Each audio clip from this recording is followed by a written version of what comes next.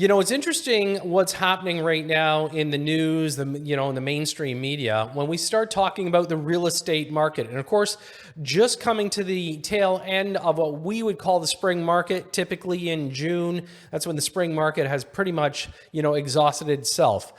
The numbers that are being reported is the fact that we are seeing, so we had some sales uptick. But what's concerning is what some economists are throwing out into the marketplace when they start talking about a bear market. And when we talk about Douglas Porter, chief economist here at BMO, one of the comments being made is they see a prolonged bear market in Canada. So what does that truly mean?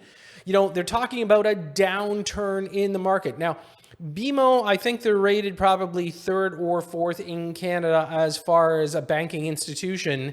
They're not number one when we talk about RBC, we talk about TD, but the truth is that they should have a fairly active control over the market.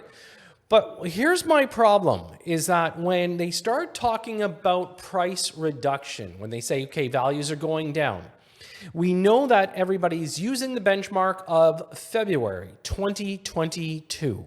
That was where the market peaked. But if we all sit there and say that that is the true benchmark, because most people didn't buy in February 2022, but that's where the highest number came across the marketplace. So right now, everybody's saying we are down 17% in the market right now as far as a price goes from the peak.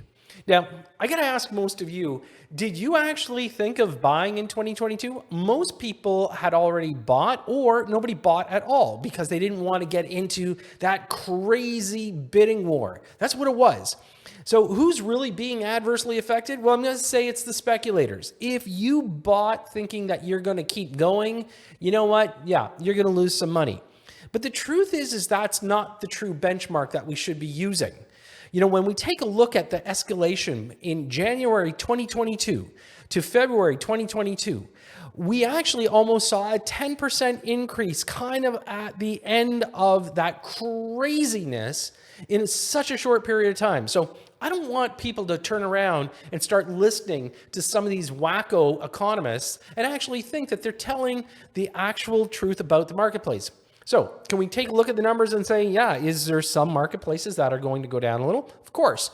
We could talk about the condominium market. That's a no-brainer because people were buying, on spec, just throwing it out there. But those were our speculators coming into a marketplace where they were not truly looking at real estate investment.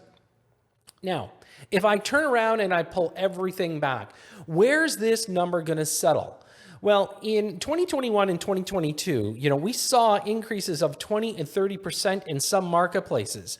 So if we were to say that we could land in, I would say, just pre-COVID times, where values were very, very strong at the time, but not crazy, that would be where we could call our baseline. So are we going to get all the way back to that baseline? I think for the condominium market, potentially. But I don't see it happening in the detached townhouse or semi-detached marketplace. One of the biggest reasons why is there's very little inventory. We didn't have a building craze in that part of the market. So in that actual demographic, which is normally your second-time buyer, not your first-time buyer, prices are a little bit higher. They're also more in the outer markets, meaning that they're not in the downtown core where everybody had gravitated towards in the early 2020, 2021. So where are we today right now? Well, when we have titles like this, when we have some of the lenders out there saying this is, what's happening in the marketplace, what are they truly saying? Well, I think what they're trying to do is say they're not going to lend the money that's going to come towards them. A lot of them are pulling back. We're watching some of the banks, the risk departments, they're pulling back. So when you want to buy something, you're going to have to come up with a little bit more money down, or they're going to be pushing you to get a CMHC insured mortgage, which you can't do if you're a real estate investor. So this is what we're looking at today. And again, I'll fight these headlines because I think they're skewing the numbers. If you take the absolute peak, we could do it with a stock market.